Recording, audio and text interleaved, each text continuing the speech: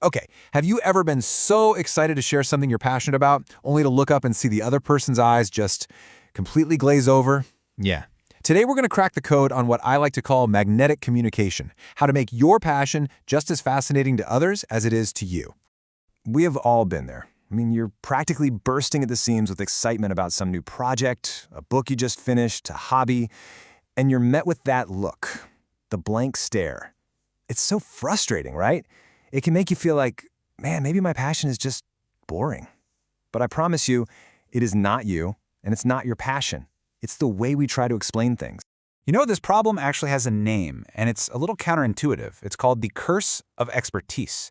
And it's this weird situation where the more you know about something, the harder it can actually be to explain it to someone who doesn't. Your expertise, the very thing that makes you so passionate, well, it becomes a wall.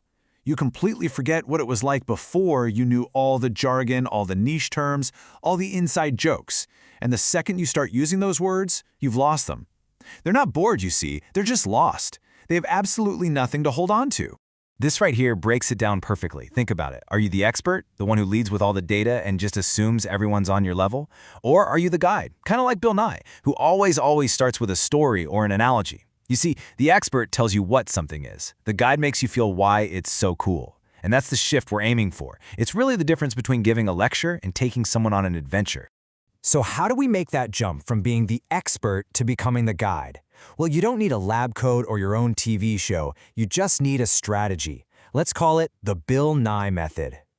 Okay, and this is so important. Let's get this straight. This is not about dumbing down your passion. Not at all. It's about being smart enough to build a bridge from your complex world right into theirs. You're not simplifying, you're connecting. The entire method, the whole thing, really just boils down to these 3 simple steps. First, it starts with an emotion, not a bunch of facts. Then, it finds a really powerful analogy to carry that emotion across. And finally, and trust me, this is the hardest part, it has the discipline to throw out everything else. Feel, bridge, simplify. That's the magic right there. All right, theory is great and all, but let's see how this thing actually works in practice. We're going to take a super niche, pretty complex idea and just run it through the method.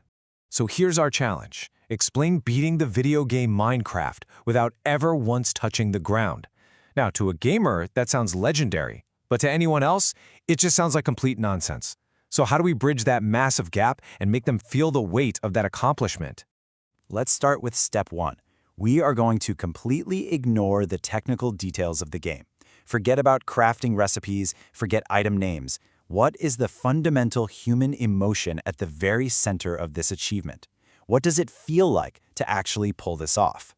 And boom, there we have it. The feeling isn't about a game at all. It's that universal thrill of achieving the impossible. It's about meticulous planning and flawless execution. It's pure awe, and that is a feeling that anyone, gamer or not, can absolutely connect with. Okay, so we've got our emotional target, awe. Now how do we get someone there? We need a bridge. We need a killer analogy that instantly communicates the insane difficulty and, frankly, the sheer brilliance of this achievement. And there it is. In one sentence, you just get it. You immediately understand the incredible difficulty and the absurdity of this self-imposed rule. You don't need to know a single thing about Minecraft to be seriously impressed. The bridge has been built. That one line does all the heavy lifting for you. And now for the final, absolutely crucial step. You have to protect your analogy. You've just created this perfect, simple idea in their mind. Your very next move is to resist every urge in your body to bury it in a mountain of unnecessary details. So, you ditch all the jargon, the names of the items, the specifics of how you build things. Instead, you keep the focus laser sharp on the universal stuff, the core challenge, the high stakes of making a single mistake, and that incredible feeling of accomplishment. You just let the analogy do its work. And that's really the whole framework. It's a surprisingly simple method for turning what would have been a monologue into a genuine connection. So now it's your turn to start building some bridges. You know, this is the most crucial takeaway of all. You're not trying to download your brain into theirs. This is not a lecture. Your goal is simply to get them to share your feeling of awe. You want them to walk away thinking, wow, okay, I don't totally get it, but I 100% get why you think that's amazing. That's connection. So I'm going to leave you with this challenge. Think about that passion of yours. Yeah, the one you always struggle to explain. What's its core feeling? What is your Everest without snow? Because once you find that, you won't just be explaining anymore. You'll be connecting.